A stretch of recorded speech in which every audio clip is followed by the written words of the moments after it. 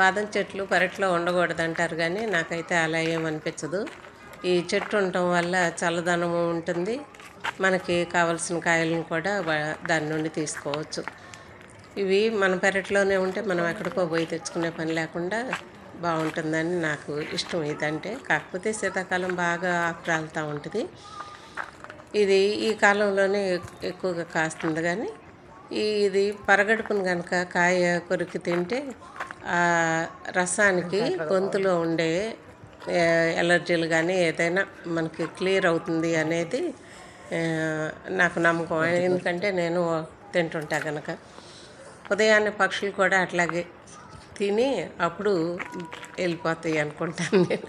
ఎందుకంటే ఉదయాన్నే ఎక్కడో ఉన్నా కానీ ఆ చుట్టుపక్కల బాదం చెట్టు ఉంటే కాయలు తీసుకొచ్చి మన దొడ్లో కూడా పడేస్తుంటాయి. అట్లా వేస్తేనే నేను ఆ కాయల్ని నాటి ఈ మొక్కలు పెంచుతున్నాను.